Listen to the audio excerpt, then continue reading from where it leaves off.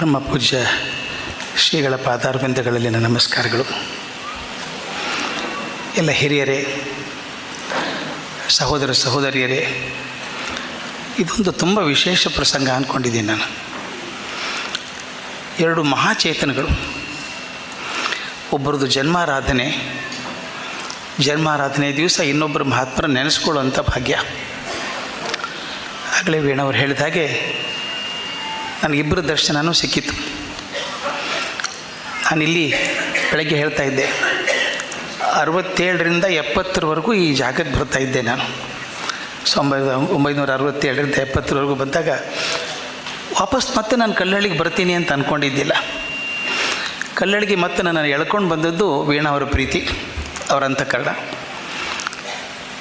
ಹಾಗಿಗೂ ಈಗೂ ತುಂಬ ವ್ಯತ್ಯಾಸ ಇದೆ. ಯಾಕೆ ಇದು ನೆನ್ತಿದ್ದೇನೆಂದರೆ, ಯಾವಾಗಲೂ ವ್ಯಕ್ತಿ ಹತ್ತಿರ ಇದ್ದಾಗ ಅದರ ಬೆಲೆ ಅರ್ಥ ಆಗಿರೋಲ್ಲ ನಮಗೆ. ಯಾವಾಗೂ ಒಂದು ವ್ಯಕ್ತಿ ಆಗಲಿ, ಒಂದು ವಸ್ತುವಿನ ಬೆಲೆ ಅರ್ಥ ಆಗಬೇಕಾದ್ರೆ ಅಂತರ ಬೇಕಾಗತ್ತೆ. ಒಬ್ಬ ಜರ್ಮನ್ ವಿಜ್ಞಾನಿ ಒಂದು ಪುಸ್ತಕ ಬರೆದಿದ್ದಾನೆ, ಅದರಲ್ಲೊಂದು ಘಟನೆ ಬರೀತಾನೆ. ಒಬ್ಬ ಮನುಷ್ಯ ಸಮುದ್ರ ದಂಡೆಗೆ ಹೋದಂತೆ ಮಕ್ಕಳನ್ನೆಲ್ಲ ಕರ್ಕೊಂಡು ಆಟ ಆಡಬೇಕು ಅಂತ. ಆ ಪುಟ್ಟ ಮಗು ಬುಟ್ಟಿ ಹಿಡ್ಕೊಂಡು ನೀರಲ್ಲಿ ಹೀಗೆ ಆಟ ಆಡ್ತಿತ್ತಂತೆ. ಒಂದು ಮೀನು ಹಾರಿ ಪುಟ್ಟಿಯಲ್ಲಿ ಬಿತ್ತು. ಆ ಮಗುಗೆ ಆಶ್ಚರ್ಯನೂ ಆಯಿತು, ಗಾಬರಿನೂ ಆಯಿತು. ಆ ಮಗು ಬಿಸಾಕ್ಬಿಡ್ತು ದಂಡೆ ಮೇಲೆ. ಮೀನು ನೀರು ದಾಟಿ ದಂಡೆ ಮೇಲೆ ಬಿದ್ದಾಗ ಉಸಿರು ಗಟ್ಟಿ ಒದ್ದಾಡೋಕ್ಕೆ ಶುರು ಆಯಿತು. ಮಗುಗದು ಗೊತ್ತಿಲ್ಲ, ಅದೇನು ಅನ್ನಿಸ್ತೋ ಗೊತ್ತಿಲ್ಲ. ಒಂದು ನಿಮಿಷ ಆದಮೇಲೆ ಆ ಮೀನನ್ನು ಹಿಡಿದು ಮತ್ತೆ ನೀರಲ್ಲಿ ವಾಪಸ್ ಹಾಕ್ತಂತೆ. ಅವನಿಗೆ ಚಂದ ಬರಿತಾನೆ ಅದನ್ನು. ಈ ಮೀನು ನೀರಲ್ಲೇ ಹುಟ್ಟಿ, ನೀರಲ್ಲೇ ಬೆಳೆದದ್ದು, ನೀರಲ್ಲೇ ಇದ್ದದ್ದು. ಆದರೆ ನೀರಿನ ಬೆಲೆ ಅರ್ಥ ಆಗಿರಲಿಲ್ಲ ಅದಕ್ಕೆ. ಯಾವಾಗ ನೀರು ಬಿಟ್ಟು ಹೊರಗೆ ಬಂತೋ ಅವು ನೀರಿನ ಅನಿವಾರ್ಯತೆ, ಅವಶ್ಯಕತೆ ಅರ್ಥ ಆಯ್ತು ಅದಕ್ಕೆ. ಅವನು ಹೇಳ್ತಾನೆ, ಜೀವನದಲ್ಲಿ ಯಾವುದೇ ಒಂದು ದೊಡ್ಡ ಚಿತ್ರ ನಮ್ಮ ಕಣ್ಣು ಮುಂದಿದ್ದಾಗ, ತುಂಬ ಹತ್ತಿರ ಇದ್ದಾಗ ಬೆಲೆ ಅರ್ಥ ಆಗಲ್ಲ. ನಿಮ್ಮ ಬೆರಳನ್ನು ಕಣ್ಣು ಮುಂದೆ ಹೆಂಗೆ ಇಟ್ಕೊಂಡ್ರೆ ಮುಂದಿನ ಬೆಟ್ಟ ಕೂಡ ಕಾಣಿಸೋದಿಲ್ಲ. ಆ ಬೆರಳಿನ ಹಿಂದೆ ಸರಿಸಿದಾಗ ಬೆಟ್ಟ ಎಷ್ಟು ದೊಡ್ಡದು, ಬೆರಳು ಎಷ್ಟು ಸಣ್ಣದು ಅಂತ ಗೊತ್ತಾಗತ್ತೆ. ಹಾಗೆ ಕಾಲಕ್ರಮದಲ್ಲಿ ನಾವು ಕಂಡುಕೊಂಡು ಬಂದಾಗ ಎಂಥ ಭಾಗ್ಯವಂತರು ನಾವು ಅಂತ. ಆಗ ಶ್ರೀಗಳು ಭಾಳ ಚೆಂದ ಹೇಳಿದರು, ಸಿದ್ಧಾನಂದ ಸ್ವಾಮಿಗಳು. ಅವರಿದ್ದ ಕಾಲದಲ್ಲಿ ನಾವಿದ್ವಿ ಅಂತ ಅನ್ನೋದಕ್ಕಿಂತ, ನಾವಿದ್ದಾಗ ಅಂಥ ಒಂದು ಮಹಾತ್ಮರ ನಮ್ಮ ಜೊತೆಗೆ ಇದ್ರಲ್ಲ ಅಂತ ಅನ್ನೋ ಭಾವನೆ ಬರ್ತದೆ.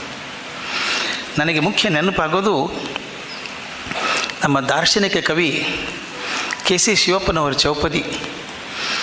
ಬಂದಿತ್ತ ಮೆರೆಯದೆಯೇ ನಡೆದು ಮೌನದಿ ಮೆಲ್ಲ, ಈಕ್ಷಿಸುತ್ತ ಹೂಬನವ ಚಲಿಸಿದವರಿವರು, ಅರಿವು ದಾಸೋಹದಲ್ಲಿ ತೃಪ್ತಿ ಕಂಡವರಿವರು, ಇವರೇ ಸಿದ್ಧೇಶ್ವರರೋ ಮುದ್ದುರಾಮ. ಸಿದ್ಧೇಶ್ವರ ಸ್ವಾಮಿಗಳ ಬಗ್ಗೆ ಅಂಥ ಅದ್ಭುತ ಮಾತದು. ಅವರು ಬಹುಶಃ ಇಡೀ ವ್ಯಕ್ತಿತ್ವವನ್ನು 4 ಸಾಲಲ್ಲಿ, ಅದು 3.5 ಸಾಲಲ್ಲಿ ಕೆತ್ತಿಟ್ಟಿದ್ದಾರೆ. ಬಂದಿತ್ತ ಮೆರೆಯದೆಯೇ, ಏನು ಕೋಟಿ ಕೋಟಿ ಜನ ಅವರ ಅಭಿಮಾನಿಗಳು, ಅವರ ಭಕ್ತರು. ಅದ್ರ ಬಗ್ಗೆ ಒಂಚೂರು ಹಮ್ಮಿಲ್ಲ, ಅದನ್ನು ಮೆರೀಲಾರ್ದೇನೆ ಬಂದಿತ್ತ ಮೆರೆಯದೆಯೇ ನಡೆದು ಮೌನದಿ ಮೆಲ್ಲ. ಅವ್ರು ಯಾವಾಗಲೂ ಹಾಗೆ, ನಡಿಗೆ ಆಗಲಿ ಮಾತಾಗಲಿ ಎಲ್ಲ ಮೆಲ್ಲ ಮೆಲ್ಲಗೆ ಮಾತಾಡೋದು. ನಡೆದು ಮೌನದಿ ಮೆಲ್ಲ, ಈಕ್ಷಿಸುತ್ತ ಹೂಬನವ ಚಲಿಸಿದವರಿವರು. ನಿಸರ್ಗ, ಯಾವಾಗಲೂ ನಿಸರ್ಗ. ನಾನು ನೆನಪಿದೆ, ಸುತ್ತೂರಿಗೆ ಹೋದಾಗ ಆ ಕಾರ್ಯಕ್ರಮದಲ್ಲಿ ಪ್ರತಿ ವರ್ಷ ಹೋಗೋದು. ಸಾಯಂಕಾಲ ಹೋಗೋಣ ಬರ್ರಿ ವಾಕಿಂಗಿಗೆ ಅನ್ನೋರು. ಆ ದಟ್ಟ ಭತ್ತದ ಗದ್ದೆ ನಡುವೆ ಒಂದು ಮನೆ, ಆ ಮನೆಯಲ್ಲಿ ಗುರುಗಳಿರಬೇಕು. ಹೀಗೆ ಹೋಗ್ತಿರ್ಬೇಕಾದ್ರೆ ನಿಂತುಬಿಡೋದು. ಏನು ಚೆಂದ ಅದಲ್ಲ ಇದು, ನೋಡ್ರಿ ಗಾಳಿ ಬೀಸಿದಾಗ ಹೆಂಗಾಗ್ತದೆ. ಆನಂದಿಸೋದಲ್ಲ, ಅದು ನಾನು ಬಹುಶಃ ಯಾರ ಕಡೆ ಕಂಡಿಲ್ಲ. ಅದನ್ನು ವರ್ಣನೆ ಮಾಡೋರನ್ನ ಕೇಳಿದ್ದೀನಿ, ಅನುಭವಿಸೋರನ್ನ ಕಂಡಿಲ್ಲ. ಅದು ಬರೆದಾರವರು. ಹೂಬನವ ಚಲಿಸಿದವರಿವರು, ಅರಿವು ದಾಸೋಹದಲ್ಲಿ ತೃಪ್ತಿ ಕಂಡವರಿವರು.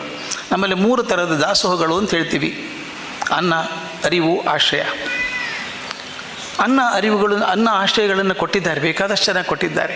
ಅರಿವನ್ನು ಕೊಡೋದಕ್ಕೆ ತಮ್ಮ ಜೀವನವನ್ನು ಸಮರ್ಪಣೆ ಮಾಡಿಕೊಂಡವರು ಸಿದ್ಧೇಶ್ವರ ಸ್ವಾಮಿಗಳು. ಅರಿವು ಪ್ರತಿಯೊಂದು ಕಡೆ ಬಂದಾಗ ಜ್ಞಾನ ಬರಬೇಕು, ಜ್ಞಾನ ಒಂದು ಕ್ಷಣ ಕಳ್ಕೋಬಾರ್ದು ಅಂತ. ಇದು ಬಹಳ ದೊಡ್ಡ ಪ್ರಸಂಗನ ಹೇಳೋದು. ಎಲ್ಲಿ ನಾವು ಜ್ಞಾನವನ್ನು ಕಳ್ಕೋತೇವೋ ನಮ್ಮ ನೆಲೆ ಕಳ್ಕೋತೀವಿ ಅಂತ. ಕುರುಕ್ಷೇತ್ರ ಯುದ್ಧ ನಡೆದಿದೆ. ಅವಾಗೆಲ್ಲ ಯುದ್ಧ ಬಹುಶಃ ಗೌರ್ಮೆಂಟ್ ನೌಕರಿ ಇದ್ದಂಗೆ ಇತ್ತು ಅನ್ನಿಸ್ತದೆ. 5:30 ಮುಗಿಸ್ತಿದ್ರು, ತಮ್ಮ ಪಾಡಿಗೆ ತಮ್ಮ ಟೆಂಟಿಗೆ ಹೋಗೋರು. ನಾಳೆ ರಿಪೇರಿ ಮಾಡ್ಕೊಂಡು ಯುದ್ಧಕ್ಕೆ ಹೋಗೋದು. ಮತ್ತೆ 16 ದಿವಸ ಮುಗಿದು ಹೋಗಿದೆ ಯುದ್ಧ. ಈ ಕಡೆ ಭೀಷ್ಮಾಚಾರ್ಯರು ಶರಶೆಯಲ್ಲಿ ಮಲ್ಕೊಂಡಿದ್ದಾರೆ, ದ್ರೋಣಾಚಾರ್ಯ ಹೋದರು, ಕರ್ಣ ಹೋದ, ಎಲ್ಲರೂ ಹೋದರು. ಇನ್ನು ಪಾಂಡವರು ತಾವು ಗೆದ್ದೀತೀವಿ ಅಂತ ಖಾತ್ರಿಯಾಗಿದೆ, ಕೌರವ್ರಿಗೂ ಖಾತ್ರಿ ಇದೆ ಪಾಂಡವರು ಗೆದ್ದೀತಾರೆ ಅಂತ. ಈ ಪಾಂಡವರು ತಾಂಡದಲ್ಲಿ ಕೂತ್ಕೊಂಡು ಮಾತಾಡ್ತಿರ್ಬೇಕಾದ್ರೆ ಹರಟೆ ಹೊಡ್ಕೊಂಡು ನಗನಗ್ತಾ ಇದ್ದಾರೆ. ಕೃಷ್ಣ ಗಂಟು ಮುಖ ಹಾಕ್ಕೊಂಡಿದ್ದಂತೆ.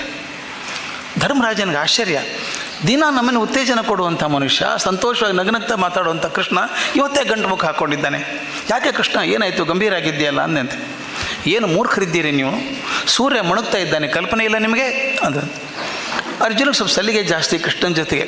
ಅದೇನು ವಿಶೇಷ ಕೃಷ್ಣ, ದಿನ ಮುಣುಗ್ತಾನೆ, ಮರುದಿವಸ ಹೇಳ್ತಾನೆ, ಅದರಲ್ಲಿ ಏನಿದೆ ಅಂತ. ಮೂರ್ಖ, ನಾ ಹೇಳೋದು ಈ ಸೂರ್ಯನ ಬಗ್ಗೆ ಹೇಳ್ತಾ ಇಲ್ಲ, ಜ್ಞಾನದ ಸೂರ್ಯ ಮುಣುಗ್ತಾ ಇದ್ದಾನೆ. ನಿಮ್ಮ 4-6 ತಲೆಮಾರದ ಜ್ಞಾನದ ನಿಧಿಯಾದಂಥ ಭೀಷ್ಮ ಶರಶೆಯಲ್ಲಿ ಬಲ್ಕೊಂಡಿದ್ದಾನೆ, ಉತ್ತರಾಯಣ ಬರೋದನ್ನು ಕಾಯ್ತಾ ಇದ್ದಾನೆ, ದೇಹ ಬಿಡ್ತಾನೆ. ಅವನು ಹೋದರೆ ಜ್ಞಾನ ಹೋಗ್ಬಿಡ್ತದೆ, ಪಡ್ಕೊಳ್ರಿ ಅದನ್ನು. ಧರ್ಮರಾಜ ಹೇಳ್ತಾನೆ, ನಾವೇ ಬಾಣ ಹೊಡೆದು ಉಳಿಸಿದ್ದವನ್ನ ಹೋಗಿ ಮಾತಾಡ್ಸೋದು ಹೇಗೆ ಅಂತ. ಮರುದಿನ ಕೃಷ್ಣ ಅವ್ರನ್ನ ಕರ್ಕೊಂಡು ಹೋಗಿ ಭೀಷ್ಮರಿಗೆ ಹೇಳ್ತಾನೆ, ನಿನಗಿರುವಂಥ ಜ್ಞಾನವನ್ನು ಧರ್ಮರಾಜನಿಗೆ ಕೊಡು, ಮುಂದೆ ಅವನು ರಾಜ ಆಗುವನು, ನಾನು ಕೊಡು. ಈ ಥರದ ಜ್ಞಾನದ ತಹತಹಿಕೆ ಇದೆಯಲ್ಲ, ಏನು ಕಳ್ಕೊಂಡ್ರು ಅಡ್ಡಿಯಿಲ್ಲ, ಜ್ಞಾನ ಕಳ್ಕೋಬಾರ್ದು. ಪ್ರತಿ ಕ್ಷಣ ಅರಿವು ದಾಸೋಹದಲ್ಲಿ ತೃಪ್ತಿ ಕಂಡವರಿವರು ಇವರೇ ಸಿದ್ಧೇಶ್ವರರು ಮುದ್ದುರಾಮ ಅಂತ ಹೇಳಿದ್ರು. ಬಿಜ್ಜರಿಗೆಯಲ್ಲಿ ಹುಟ್ಟಿದಂಥ ಸಿದ್ಧಗೊಂಡ ಅನ್ನುವಂಥ ಒಬ್ಬ ಬಾಲಕ 82 ವರ್ಷದ ಮಹಾಯಾತ್ರೆಯೊಳಗೆ ಶ್ರೀ ಸಿದ್ಧೇಶ್ವರ ಮಹಾಸ್ವಾಮಿಗಳಾಗಿ ಜಗದ್ವಿಖ್ಯಾತರಾಗಿ ನಡೆದಾಡು ದೇವರು ಅಂತ ಹೆಸರಾದದ್ದು ವಿಜಯಪುರದ ನೆಲದ ಪುಣ್ಯ ವಿಶೇಷ. ಸಾಮಾನ್ಯವಾಗಿ ಹೇಳ್ತಾರೆ, ಭೂಮಿಯ ಪುಣ್ಯದಿಂದ 100 ವರ್ಷಕ್ಕೋ 1000 ವರ್ಷಕ್ಕೋ ಇಂಥ ಮಹಾತ್ಮರು ಬರ್ತಾರೆ. ಅವರಿಂದಾಗಿ ಪುಣ್ಯ ನೆಲಕ್ಕೆ ಹರಿದು ಬರ್ತದಂತೆ. ಅಂಥ ವ್ಯಕ್ತಿಗಳಿಂದಾಗಿ ಪುಣ್ಯ ನೆಲಕ್ಕೆ ಹರಿದು ಬರೋದರಿಂದ ಆ ಭೂಮಿ ಪುಣ್ಯ ಭೂಮಿ ಆಗ್ತದೆ, ತೀರ್ಥಕ್ಷೇತ್ರ ಆಗ್ತದೆ ಅಂತ. ಹಾಗೆ ಇಡೀ ವಿಜಯಪುರವನ್ನು ತೀರ್ಥಕ್ಷೇತ್ರವನ್ನಾಗಿ ಮಾಡಿದವರು ಸಿದ್ಧೇಶ್ವರ ಮಹಾಸ್ವಾಮಿಗಳು. ವಿಜಯಪುರ ಒಂದಲ್ಲ, ಅಡ್ಡಾಡಿದ ಪ್ರತಿಯೊಂದು ಜಾಗವನ್ನು ತೀರ್ಥಕ್ಷೇತ್ರ ಮಾಡಿದಂಥವ್ರು. ಎಲ್ಲಿ ಹೋಗ್ತಾರೆ ಅಲ್ಲಿ ಮಾತಾಡಬೇಕು, ಆ ಪ್ರೀತಿ ಹಡಿಸ್ಬೇಕು.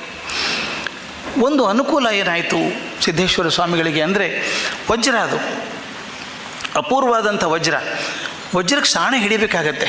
ಸಾಣೆ ಹಿಡಿದಾಗೆ ಅದ್ರ ಪ್ರತಿಫಲನ ಹೆಚ್ಚಾಗುವಂಥದ್ದು. ಸಾಣೆ ಹಿಡಿಯೋದಕ್ಕೆ ಸಮರ್ಥರಾದಂಥ ಜ್ಞಾನಯೋಗಾಶ್ರಮದ ಸಂಸ್ಥಾಪಕರು, ವೇದಾಂತ ಕೇಸರಿಯಾದಂಥ ಶ್ರೀ ಮಲ್ಲಿಕಾರ್ಜುನ ಶಿವಯೋಗಿಗಳ ಸಂಪರ್ಕ ಬಂತು. ಅವರು ಸಾಣೆ ಹಿಡಿಸಿದರು. 19ನೇ ವಯಸ್ಸಿಗೆ, ಎಷ್ಟೋ ಜನಕ್ಕೆ 19 ವಯಸ್ಸಿಗೆ ಏನು ಮಾಡಬೇಕು ಅಂತ ಗೊತ್ತಿರಲ್ಲ.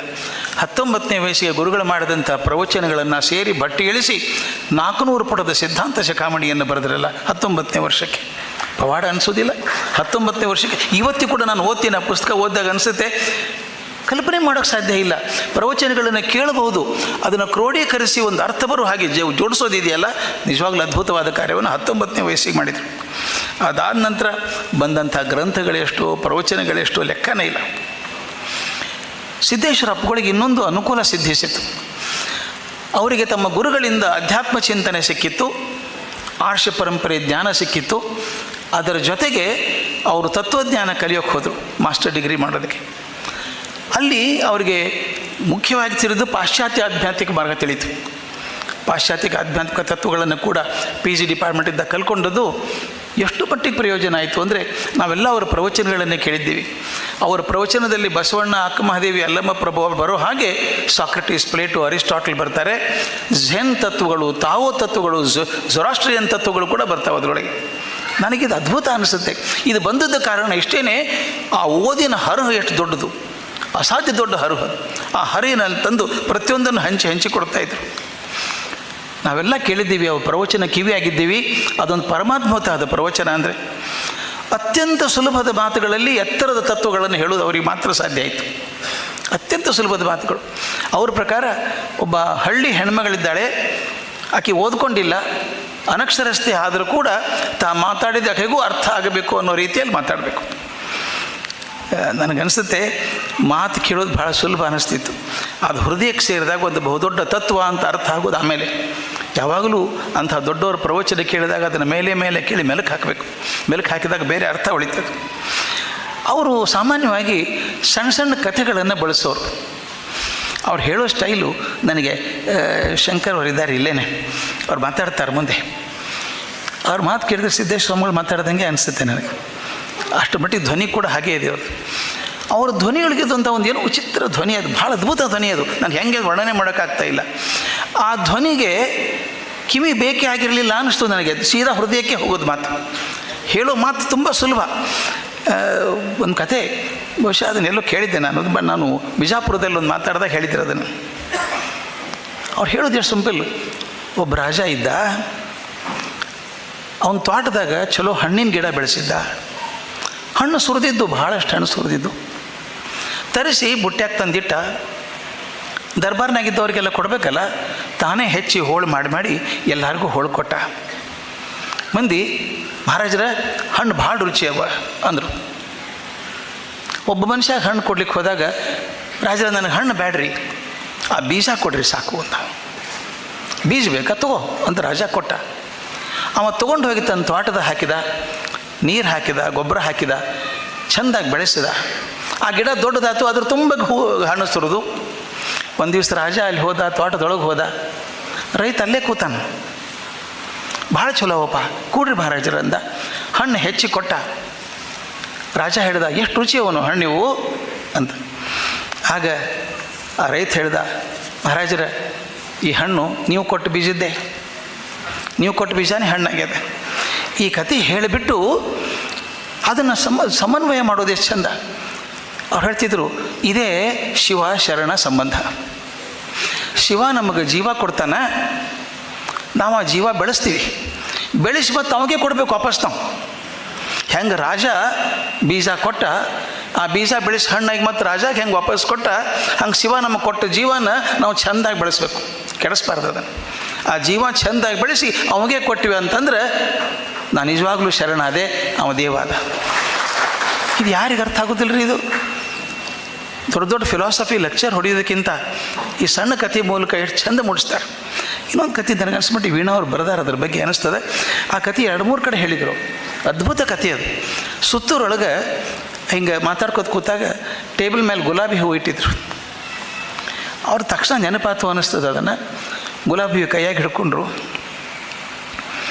ಏನು ಚಂದ ಅದ ನೋಡ್ರಿ ಗುಲಾಬಿ ಹೂವು, ಇದು ಬಣ್ಣ ಏನು ಚಂದ, ಹೂವಿನ ಪಕ್ಕಳು ಎಷ್ಟು ಸಾಫ್ಟ್ ಅವ, ಮೆತ್ತಗವ, ವಾಸನೆ ಎಷ್ಟು ಚಲೋದಲ್ಲ ಅಂದ್ಬಿಟ್ಟು ಹೇಳಿದರು. ಅಲ್ಲೊಬ್ಬಿದ್ದಾನ ಮನುಷ್ಯ, ಗುಲಾಬಿ ಗಿಡದ ಬಗ್ಗೆ ಎಲ್ಲನೂ ಗೊತ್ತದ ಅವ್ನು. ಎಷ್ಟು ಥರದ ಗುಲಾಬಿ ಗಿಡ ಅವ, ಯಾವ ದೇಶದಾಗ ಬೆಳಿತಾವ, ಯಾವ ಬಳ್ಳಿಗೆ ತಡಕ್ಕೆ ಹಾಕಿದ್ರೆ ಬೇರೆ ಬಣ್ಣ ಬರ್ತದೆ, ಅದಕ್ಕೆ ಯಾವ ಗೊಬ್ಬರ ಹಾಕಬೇಕು, ಯಾವಾಗ ಕತ್ತರಿಸ್ಬೇಕು, ಯಾವ ಔಷಧಿ ಹಾಕಬೇಕು, ಅದೆಲ್ಲ ಗೊತ್ತದ. ಗುಲಾಬಿ ಹೂವಿನ ಬಗ್ಗೆ ಪ್ರಪಂಚದಾಗ ಎಷ್ಟು ಥರವೋ ಎಲ್ಲದ್ರ ಬಗ್ಗೆಯೂ ಜ್ಞಾನ ಅದ. ಆದರೆ ಅವ್ನು ಗುಲಾಬಿ ಹೂವೇ ನೋಡಿಲ್ಲ. ಅವ ಜ್ಞಾನಿ. ಅವ ಗುಲಾಬಿ ಹೂವಿನ ಬಗ್ಗೆ ಎಲ್ಲ ಜ್ಞಾನ ಅದ, ಆದರೆ ಗುಲಾಬಿ ಹೂವು ಮುಟ್ಟಿಲ್ಲ, ನೋಡಿಲ್ಲ, ಅವ ಬೆಳೆಸಿಲ್ಲ. ಇನ್ನೊಬ್ಬ ಇದ್ದಾನೆ ರೈತವ, ಅವಾಗೇನು ಜ್ಞಾನ ಇಲ್ಲ. ಯಾವುದೋ ಒಂದು ಗುಲಾಬಿ ಕಂಟಿ ಸಿಕ್ತು, ತೊಗೊಂಡು ಹೋಗಿ ನೆಲದಾಗ ಹಾಕಿದ, ಗೊಬ್ಬರ ಹಾಕಿದ, ತನ್ನ ತಿಳಿದ ಗೊಬ್ಬರ ಹಾಕಿದ, ತಿಳಿದಷ್ಟು ನೀರು ಹಾಕಿದ, ಬೆಳೀತು, ತನ್ನ ತಿಳಿದಾಗ ಕತ್ತರಿಸಿದ, ಮಗ್ಗಿ ಆಯ್ತು, ಹೂ ಆಯ್ತು. ಹೂ ಕೈಯಾಗಿ ಹಿಡ್ಕೊಂಡ, ಏನು ಚಂದದಲ್ಲ ಹೂ ಅಂದ, ವಾಸನೆ ನೋಡ್ದ, ಅನುಭವಿಸಿದ, ಸಂತೋಷಪಟ್ಟ. ಆದರೆ ಅವಾಗ ಗುಲಾಬಿ ಹೂವಿನ ಶಾಸ್ತ್ರ ಗೊತ್ತಿಲ್ಲ, ಅದು ವಿಧಾನ ಗೊತ್ತಿಲ್ಲ. ಅವ ಜ್ಞಾನಿ ಅಲ್ಲ, ಅವ ಅನುಭವಿ, ಅನುಭವಿಸ್ಯಾನವ, ನೋಡ್ಯಾನ. ಇನ್ನೊಬ್ಬಿದ್ದಾನ 3ನೇದವ, ಅವ ಗುಲಾಬಿ ಹೂವಿನ ಸಂಬಂಧ ಇಲ್ಲ, ಅವಾಗ ಏನು ಗೊತ್ತೇ ಇಲ್ಲ, ವಿಚಾರ ಮಾಡಿಲ್ಲ ಗುಲಾಬಿ ಹೂವಿನ ಬಗ್ಗೆ. ಅವಾಗ ತಿಳುವಳಿಕೆ ಇಲ್ಲ, ಗುಲಾಬಿ ಹೂವು ಬೆಳೆಸಿಲ್ಲ, ಗುಲಾಬಿ ಹೂವು ನೋಡಿಲ್ಲ. ಆದರೆ ಏಕಾಏಕಿ ಕೂತಾಗ ಅವಂಗೆ ಯಾರೂ ಹೇಳ್ದಂಗೆ ಆತಂತೆ, ಏ ಹುಚ್ಚ ಇಲ್ಲೇ ಕೂತಿ ಗುಲಾಬಿ ಹೂವು ನೋಡಿ ಹೋಗು ಅಂದಂಗೆ ಆತಂತೆ. ಅವ್ಗೆ ಏನಾಯ್ತು ಗೊತ್ತಿಲ್ಲ, ಕೂತಲ್ಲಿ ಕೂಡುವಲ್ಲ, ನಿಂದ್ರುವಲ್ಲ, ಗುಲಾಬಿ ಹೂವು ನೋಡಬೇಕು ಅಂತ ಹೋದ. ಗುಲಾಬಿ ಹೂವಿನ ಮುಂದೆ ನಿಂತ. ಅವ್ಗೆ ಏನು ಅನ್ನಿಸ್ತೋ ಗೊತ್ತಿಲ್ಲ, ಗುಲಾಬಿ ಹೂವು ಕೈಯಾಗಿ ಹಿಡ್ಕೊಂಡ, ಭಾಳ ಚಂದದ ಅನ್ನಿಸ್ತು. ಅಲ್ಲೇ ನಿಂದಿರಲಿಲ್ಲವ, ಗುಲಾಬಿ ಹೂವಿನೊಳಗೆ ಹೋದ. ಗುಲಾಬಿ ಒಳಗೆ ಹೋದ, ಸುಗಂಧ ಇತ್ತಲ್ಲ, ಗುಲಾಬಿ ಸುಗಂಧ ಅವ್ನು ಸುತ್ತಮುತ್ತಲು ಸುಗಂಧ ತುಂಬ್ಕೊಂಡ್ಬಿಡ್ತು. ಅವಾಗ ಆಶ್ಚರ್ಯ ಆಯ್ತು, ನಾ ಖರೇನೆ ಗುಲಾಬಿ ಹೂವು, ನಾನು ಮನುಷ್ಯನೋ. ಮನುಷ್ಯನೋ ಗುಲಾಬಿ ಹೂವು ಗೊತ್ತಾಗಲಾರ್ದೆ ತಾನೇ ಗುಲಾಬಿ ಹೂವು ಆಗಿ ಹೋದ. ಇವು ಅನುಭವಿ ಇದ್ದಂಗೆ 3 ಮಂದಿ ಇದ್ದಾರೆ ನೋಡ್ರಿ. ಒಬ್ಬ ಜ್ಞಾನಿ, ಇನ್ನೊಬ್ಬ ಅನುಭವಿ, 3ನೇದವ ಅನುಭಾವಿ. ಈ 3 ಅವ, ನೀವು ಯಾವ್ದು ಆಗ್ತೀರಾಗ್ರಿ ಏನವ್ರು. ಎಷ್ಟು ಚಂದ ಈ 3 ತತ್ವಗಳನ್ನು ಒಂದು ಸಣ್ಣ ಘಟನೆ ಮೂಲಕ ಹೇಳೋದು ಬಹಳ ಕಷ್ಟದ ಕೆಲಸ. ಅದು ಅವರು ಸಿದ್ಧಿಸಿತ್ತು. ಇನ್ನೊಂದು ಭಾಳ ಚಂದ ಪ್ರಶ್ನೆ ಕೇಳಿದ್ರು ಒಬ್ಬರು ಹೆಣ್ಮಗಳು ವಿಜಾಪುರದಾಗ. ಅಪ್ಪಗಳು, ನೀವು ಇಷ್ಟು ವರ್ಷ ಪ್ರವಚನ ಮಾಡೇ ಮಾಡ್ತೀರಿ, ಯಾರೇ ಬದಲಿ ಆಗ್ಯಾರ ಅನ್ನಿಸ್ತದೇನ್ರಿ? ಯಾರು ಬದಲಿ ಆಗ್ಯಾರ ಅನ್ನಿಸ್ತದೇನ್ರಿ? ಅವ್ರು ಎಷ್ಟು ಚಂದ ಮತ್ತು ನಕ್ಕರು. ಅದು ನಗೋದು ಮಾತ್ರ ಭಾಳ ಚಂದ. ಮತ್ತು ನಕ್ಕರು, ನಕ್ಬಿಟ್ಟು ಹೇಳಿದರು, ಗೊತ್ತಿಲ್ಲವಾ ಅದನ್ನು ಬದಲಾಗಕತ್ತೀನಿ. ಸಾಕಲ್ಲ, ಅವ್ರು ಬದಲಾಗ್ತಾರಿಲ್ಲ ಗೊತ್ತಿಲ್ಲ, ನಾ ಬದಲಾಗಕತ್ತೀನಿ. ಅವ್ರು ಯಾರಿಗೂ ಹೊರಗಿನವರಲ್ಲ. ಯಾರೇ ಬಂದರೂ ಕೂಡ ತಾವು ಇಷ್ಟು ಮಂದಿ ಇದ್ದೀರಿ, ಎಷ್ಟು ಸಲ ನೋಡಿರೋ ಗೊತ್ತಿಲ್ಲ ಅವ್ರನ್ನ. ಪ್ರತಿಯೊಬ್ಬರಿಗೂ ಅನ್ನಿಸ್ತದೆ ಅಪ್ಪಗಳಿಗೆ ನನ್ನ ಮೇಲೆ ಭಾಳ ಪ್ರೀತಿ. ಎಲ್ರಿಗೂ ಹಾಗೆ ಅನ್ನಿಸ್ತದೆ, ಎಲ್ರಿಗೂ ನನ್ನ ಮೇಲೆ ಭಾಳ ಪ್ರೀತಿ, ನನ್ನ ಬಗ್ಗೆ ಭಾಳ ಪ್ರೀತಿ ಅದು, ಭಾಳ ಮಾತಾಡ್ತಾರೆ ನಮ್ಮ ಜೋಡಿ ಅಂತ ಅನ್ಕೋತೀವಿ. ಎಲ್ರಿಗೂ ಹಾಗೆ ಇರ್ತದೆ. ಒಂದು ವಿಶೇಷ ಅಂದರೆ, ಒಂದು ಪಂಥದೊಳಗೆ ಹುಟ್ಟಿ ಅದೇ ಪಂಥದೊಳಗೆ ಬೆಳೆದು ಆ ಪಂಥದ ಎಲ್ಲರ ಮನಸ್ಸನ್ನು ಗೆದ್ದು ಮನ್ನಣೆ ಪಡೆಯೋದು ಅಷ್ಟೇ ಅಲ್ಲ, ಅವರನ್ನು ಬೆಳೆಸಿದರು. ಹೊರಗಿನವ್ರಿಗೆ ಕೂಡ ವಚನದ ರುಚಿ ಹಚ್ಚಿಸಿದರು. ಅಗದಿ ಮಜಾ ಅಂದರೆ, ಆ ವಚನದ ಗರ್ಭದೊಳಗೆ ಉಪನಿಷತ್ತು ಭಗವದ್ಗೀತೆಗಳನ್ನು ಸೇರಿಸಿ ಎರಡು ಬೇರೆ ಅಲ್ಲ ಅನ್ನಿಸ್ಬಿಟ್ರು. ಭಾಳ ಅಪರೂಪ ಆಯಿತು. ಎರಡು ಬೇರೆ ಅಲ್ಲ ಅನ್ನಿಸ್ಬಿಟ್ರು. ಹೇಳೋ ರೀತಿನೇ ಅದ್ಭುತ ಅದು. ಅದಕ್ಕೆ ಅವರು ಜ್ಞಾನ ವಿಜ್ಞಾನದ ವಿಶ್ವಕೋಶ ಅಂತ ಕರೀತಾರೆ. ಜ್ಞಾನ ವಿಜ್ಞಾನ ಎರಡೂ ಸೇರಿದ ವಿಶ್ವಕೋಶ ಅವರು. ಒಂದು ದಿವಸ ನನ್ನ ನೆನಪದ, ಬಿಜಾಪುರಕ್ಕೆ ಹೋಗ್ತಿದ್ದೆ, ಬೇಲೆ ಮೇಲೆ ಹೋಗ್ತಿದ್ದೆ ಬಿಜಾಪುರಕ್ಕೆ. ಹೋದಾಗ ಅವ್ರು ಊರಲ್ಲಿ ಇದ್ದರೆ ಹೋಗಿ ಭೇಟಿ ಆಗೋದು ಕೆಲಸ. ಸಜ್ಜನರಿದ್ದಾರೆ, ಸಂಗು ಸಜ್ಜನವರು ಹೇಳಿದರು. ಹೋದೆ. ಅಪ್ಪಳು ನಿನ್ನೆ ಬಟ್ಕುರ್ಕಿ ಅಂತ ನೆನಪು ನನಗೆ. ಆ ಊರು ಇರಬೇಕು, ಬಿಜಾಪುರ ಹತ್ತಿರ ಊರು, ಯಾವುದೋ ಊರು. ಅಲ್ಲಿ ಹೋಗ್ಯಾರ, 15 ದಿವಸ ಅಲ್ಲೇ ಇರ್ತಾರೆ. ನೀವು ಬಂದರೆ ಕರ್ಕೊಂಬರ್ರಿ ಅಂತ ಹೇಳ್ಯಾರ. ಅದು ಭಾನುವಾರ. ನಾನು ಸಜ್ಜನರಿಬ್ಬರು ಅಲ್ಲಿ ಹೋದ್ವಿ ಊರಿಗೆ. ತಮ್ಗೆ ಗೊತ್ತಿದ್ದಂಗೆ ಭಾನುವಾರ ದಿವಸ ಸಂಜೆ ಮುಂದೆ 5ರಿಂದ 6 ತನಕ ಅವ್ರು ಇಂಗ್ಲೀಷ್ನಾಗ ಭಾಷಣ ಮಾಡ್ತಾರೆ. ಒಂದು 500-600 ಮಂದಿ ಕೂತಿದ್ರು. ಕಡೆಗೆ ನಾವು ಕುರ್ಚಿ ಹಾಕ್ಕೊಂಡು ಕೂತ್ವಿ, ನಾನು ಸಜ್ಜನವರು. 5ರಿಂದ 6 ಮುಂದೆ ಗಡಿಯಾರ ಬೇಕಾಗಿಲ್ಲ, ಏನು ಬೇಕಾಗಿಲ್ಲ, ಕರೆಕ್ಟಾಗಿ 6ಕ್ಕೆ ನಿಲ್ಲಿಸೋರು. 6ಕ್ಕೆ ಭಾಷಣ ಮುಗಿಸಿದ್ರು. ಹೇಳ್ಬೇಡ ಕೂಡ್ರಿ, ಅಲ್ಲಿದೆ ನೋಡ್ಯಾರವ್ರು, ಕರ್ಜಿಯವ್ರು ಬಂದಾರ, ಅವರೊಂದು 10 ಮಿನಿಟ್ ಮಾತಾಡ್ತಾರೆ ನಿಮ್ಗೆ. ಅದು ಪರೀಕ್ಷೆ ನಮಗೆಲ್ಲವು. ಹೋಗಿ 10 ಮಿನಿಟ್ ಮಾತಾಡಿದೆ. ಬರ್ರಿ ವಾಕಿಂಗ್ ಹೋಗೋಣ ಬರ್ರಿ ಅಂದರು. ಆ ಬಿಲ್ಡಿಂಗಿಂದ ಒಂದು ರಸ್ತೆ, ಹಿಂಗೆ ಮೇಲಿಂದ ಕೆಳಗೆ ಇಬ್ಬರೇ ಹೋಗೋದು. ಅವ್ರು ಜಾಸ್ತಿ ಮಾತಾಡ್ತಿರಲಿಲ್ಲ. ಯಾವುದೋ ಒಂದು ಪ್ರಶ್ನೆ ಕೇಳೋರು, ಒಂದು ಉತ್ತರ ಕೇಳೋರು. ಒಂದು 45 ನಿಮಿಷ ಮಾತಾಡಿ ವಾಪಸ್ ಬಂದ್ವಿ. ಇದು ಯಾಕೆ ಹೇಳಿದೆ ಅಂದರೆ, ಎಂಥ ವಾದ ವಿವಾದಗಳಿಂದ ಎಷ್ಟು ಚೆನ್ನಾಗಿ ದೂರವಾಗಿದ್ದರು ಅವರು ಅಂತ. ಯಾವ ವಾದ ವಿವಾದಕ್ಕೆ ಸಿಕ್ಕಾಕ್ಕೊಳ್ಳಿಲ್ಲ. ಅವ್ರು ಜಗಳಕ್ಕೆ ಹೋಗ್ತಾನೆ ಇರಲಿಲ್ಲ. ಮಾತಾಡ್ಕೊಂಡು ಬಂದ್ವಿ. ಒಂದು 100 ಜನ ನಿಂತಿದ್ರು ಮಾತಾಡಿಸ್ಬೇಕು ಅವ್ರನ್ನ ಅಂತ. ಅದರೊಬ್ಬ ಮಿನಿ ಪುಢಾರಿ ಬಿಳಿ ಡ್ರೆಸ್ ಹಾಕ್ಕೊಂಡು ಮುಂದೆ ಬಂದ್ಬಿಟ್ಟು, ಅಪಾರ ನೀವೇನು ಹೇಳಲೇ ಇಲ್ಲ ಅದ್ರ ಬಗ್ಗೆ ಅಂದ. ಯಾವುದ್ರ ಬಗ್ಗೆ ಅಂತ ಕೇಳಿದರು. ಈ ಲಿಂಗಾಯತ ವೀರಶೈವ ಮಾತಾಡ್ತಾರೆ ಎಲ್ಲರೂ, ನೀವೇನು ಹೇಳಲಿಲ್ಲಪ್ಪ ಅವರ. ಅದು ತುಂಬ ವಿವಾದದ ವಿಷಯ. ಅವಾಗ ನಾ ಏನು ಹೇಳ್ತಾರೆ ಇವರು ಅಂತ ಪಕ್ಕದಲ್ಲೇ ಇದ್ನಲ್ಲ, ಎಷ್ಟು ಚಂದ. ಹತ್ತಿರ ಹೋದರು, ಅವ್ರು ನೋಡಿದರು, ನಕ್ಕರು. ನಿಮಗೇನು ಚಲೋ ಅದ ಮಾಡ್ಕೊತ ಹೋಗ್ರಿ ಅಂದರು. ಮುಗದೆ ಹೊತ್ತು, ಪ್ರಶ್ನೆನೇ ಇಲ್ಲ, ಹೋಗಿ ಹೊಟ್ಬಿಟ್ರು. ನನ್ನ ಯಾಕೆ ಕೇಳ್ತೀರಿ ನೀವು, ನಿಮಗೇನು ಚಲೋ ಅನ್ನಿಸ್ತದೆ ಮಾಡಿರಿ. ಅವ್ರು ಎಷ್ಟು ಹೇಳೋದು ಮಾತಂದ್ರೆ ಅಷ್ಟು ಚಂದ. ಹೇಳಿ ನಿಮಗೆ ಚಲೋ ಅನ್ನಿಸ್ತದೆ ಮಾಡ್ಕೊತ ಹೋಗ್ರಿ ಅನ್ನೋರು. ಒಬ್ಬರು ಮಹಾಂತರ ಅವ್ರ ಬಗ್ಗೆ ಭಾಳ ಚಂದ ಬರೆದಾರೆ. ಇದು ನನ್ನ ಮಾತಲ್ಲ. ಬೇಕು ಅನ್ನೋವಾಗ ಭೋಗಿ ಅಂತಾರೆ, ಬೇಡ ಅನ್ನೋರಿಗೆ ಸಂತ ಅಂತಾರೆ. ಸಿದ್ದೇಶ್ವರ ಅಪ್ಪಗಳ ಜೀವನನೇ ಬೇಡಗಳ ಸಂತೆ ಇದ್ದಂಗೆ. ಇಡೀ ಬದುಕಿನೊದ್ದಕ್ಕೂ ಬೇಡ ಬೇಡ ಬೇಡ ಅಂದ್ಕೊಂಡೇ ಬಂದವರು. ಅವರ ಗುರುದೇವರು ನನ್ನ ನಂತರ ನೀವೇ ಅಂದರು. ಇವರು ಬೇಡ, ನಾ ಸ್ಥಾವರ ಆಗೋದಿಲ್ಲ, ಜಂಗಮ ಆಗ್ತೀನಿ ಅಂದರು. ಗುರುಗಳನ್ನು ಕಾಡಿ ಒಪ್ಪಿಸಿದರು. ಅವ್ರು ಒಪ್ಪಿದ ಮೇಲೆ ಅದೇ ಅವರ ಅಸ್ತಿತ್ವ ಆಯಿತು. ಉಡುಗೆ ಬೇಡ ಅಂದರು, ಮೃಷ್ಟಾನ್ನ ಬೇಡ ಅಂದರು, ಮಠ ಮಹಲು ಯಾವುದೂ ಬೇಡ ಅಂದರು, ದೊಡ್ಡ ಕಾರು ಬೇಡ ಅಂದರು, ಆಡಂಬರದ ಮೆರವಣಿಗೆ, ಅದ್ಧೂರಿ ಸ್ವಾಗತ ಇವ್ಯಾವುದೂ ಬೇಡ ಅಂದರು. ವಿದೇಶಗಳಲ್ಲಿ ಇದ್ದು ಬಿಡ್ರಿ ಅಂತಂದು ಕೆಲವು ಸಿರಿವಂತ ಶಿಷ್ಯರು ಹೇಳಿದರು, ಅದಕ್ಕೂ ಬೇಡ ಅಂದರು. ಯಾಕಂದರೆ ಸ್ವರ್ಗಾದಪಿ ಗರಿಯಸಿ ಜನನೀ ಜನ್ಮಭೂಮಿಶ್ಚ, ನನ್ನ ಮಾತೃಭೂಮಿ ಸ್ವರ್ಗದಕ್ಕಿಂತ ದೊಡ್ಡದು, ಇಲ್ಲಿ ವಾಪಸ್ ಹೋಗ್ತೀರಿ ಅಂತಂದರು. ಒಂದೇ ಕಡೆಗೆ ಇದ್ದು ಬಿಡ್ರಿ, ಯಾಕೆ ಓಡಾಡ್ತೀರಿ ಅಂದರು, ಅದಕ್ಕೂ ಬೇಡ ಅಂದರು. ಆರಾಮಾಗಿರ್ರಿ ಅಂದ್ರೆ ಅದಕ್ಕೂ ಬೇಡ ಅಂದರು. ಪದ್ಮ ಪ್ರಶಸ್ತಿಗಳು ಬಂದು ಅದಕ್ಕೂ ಬೇಡ ಅಂದರು. ರಾಜ್ಯ ಪ್ರಶಸ್ತಿಗಳು, ಧನ ಸಹಾಯ ಬೇಕಾದಷ್ಟು ಬಂತು, ಅದಕ್ಕೂ ಬೇಡ ಅಂದರು. ಹೆಚ್ಚು ದಿನ ನೀವು ಬದುಕಬೇಕು ಅಂದರು, ಅದಕ್ಕೂ ಬೇಡ ಅಂದರು. ಆಯುಷ್ ಬೆಳೆಸಲಿಕ್ಕೆ ನಿಮಗೆ ಔಷಧಿ ಚಿಕಿತ್ಸೆ ಕೊಡ್ತೀವಿ, ಅದಕ್ಕೂ ಬೇಡ ಅಂದರು. ಅಧಿಕಾರ, ಹಣ, ಲಾಂಛನ ಯಾವುದೂ ಬೇಡ. ಸ್ವತಃ ಪ್ರಧಾನಮಂತ್ರಿಗಳೇ ನೀವು ಒಪ್ಪಿಗೆ ಕೊಟ್ಟರೆ ನಿಮ್ಮ ಭಾರತದಾಗೋ ಬೇರೆ ದೇಶದಾಗೋ ಅತ್ಯಂತ ಅದ್ಭುತ ಚಿಕಿತ್ಸೆ ಕೊಡಿಸ್ತೀನಿ ಅಂತಂದಾಗ ಅಲ್ಲಿಯೂ ಕೈ ಮುಗಿದು ಬೇಡ ಅಂದರು. ಇದು ಕೆಲವರು ಭಕ್ತರು ಹೇಳಿದರು, ನಿಮ್ಮ ನೆನಪು ಶಾಶ್ವತ ಮಾಡಬೇಕಾಗಿದೆ, ಅದು ಬೇಡ ಅಂದರು. ನಾನು ಬಯಲಾಗಬೇಕು, ಯಾವ ಸ್ಮಾರಕ ಬೇಡ, ನೆನಪು ಬೇಡ, ಹೆಜ್ಜೆ ಗುರುತು ಉಳಿಸ್ಲಾರ್ದೆ ಹೋಗಬೇಕು ಅಂದರು. ನನಗೊಂದು ಘಟನೆ ನೆನಪದು. 10-12 ವರ್ಷದ ಹಿಂದೆ ಯಾವುದೋ ಮಾತು ಬಂದಾಗ, ಯಾವುದೋ ಮಠದ ಬಗ್ಗೆ ಮಾತು ಬಂತು, ಕಟ್ಟಬೇಕು ಅಂತ. ಆಗ ಗುರುಗಳು ಹೇಳಿದರು, ಇವು ಸ್ಮಾರಕ ಗೀರಕ ಬೇಕಿಲ್ಲ ಅಂದರು. ಯಾಕೆ ಅಂತ ಕೇಳಿದ್ರು, ಅವ್ರು ಹೇಳಿದ ಮಾತು ನನಗೊಂದು ಇನ್ನೂ ಪಕ್ಕ ನೆನಪದ. ಅಲ್ಲಮ್ಮ ಪ್ರಭುದು ಗದ್ದೆ ಎಲ್ಲದ, ಅಕ್ಕ ಮಹಾದೇವಿದು ಎಲ್ಲದ ಅಂತ ಕೇಳಿದರು. ಎಲ್ಲದ ಆದರೆ ಅಕ್ಕ ಮಹಾದೇವಿ ಉಳ್ಕೊಂಡಾಳ, ಅಲ್ಲಮ್ಮ ಪ್ರಭು ಉಳ್ಕೊಂಡಾನ, ಗದ್ದಿಗೆ ಬೇಕಾಗಿಲ್ಲ. ಅಂದ್ರೆ ಜನರ ಮನಸ್ಸಿನಾಗಿರೋದೇ ಒಂದು ದೊಡ್ಡದು ಹೊರತಾಗಿ ಆ ಸ್ಮಾರಕ ಮಾಡ್ಬಾ. ಅವ್ರು ಹೇಳಿದರು, ನೀವು ಸ್ಮಾರಕ ಮಾಡ್ತೀರಿ, ಅಲ್ಲೊಂದು ಗುಡಿ ಕಟ್ತೀರಿ, ಮತ್ತು ಪೂಜಾರಿ ಬರ್ತಾನೆ, ಅವನು ತಾಯ್ತಾ ಕಟ್ತಾನೆ, ದಾರ ಕಟ್ತಾನೆ, ರೇಟ್ ಬೋರ್ಡ್ ಶುರು ಆಗ್ತದೆ. ಅದು ಯಾವುದೂ ಬೇಡ. ಮತ್ತು ಇನ್ನೊಂದು ಭಾಳ ದೊಡ್ಡ ಸಿದ್ಧಾಂತ ಅವ್ರದ್ದು, ಅದು ನಿರಾಭಾರಿ ಸಂತ ಅಂದ್ರೆ ಅವರೊಬ್ಬರೇ ನಾನು ಕಂಡದ್ದು ಹಾಗೆ. ಒಂದು ಮಾತು ಹೇಳಿದರು, ನನ್ನ ನೆನಪದ. ಏನು ಕೇಳಿದ್ರು ಬೇಡ ಅಂತಾರಲ್ಲ, ಯಾಕೆ ಅಪ್ಪಗಳು ಅಂತ ಯಾರೋ ಒಬ್ಬರು ಕೇಳಿದರು ಗುಂಪಿನಾಗ. ಅದಕ್ಕೊಂದು ಮಾತು ಹೇಳಿದ್ರು, ಅವೆಲ್ಲ ನೆನಪಿಟ್ಕೋಬೇಕು ಅನ್ನಿಸ್ತದೆ ಅದನ್ನು.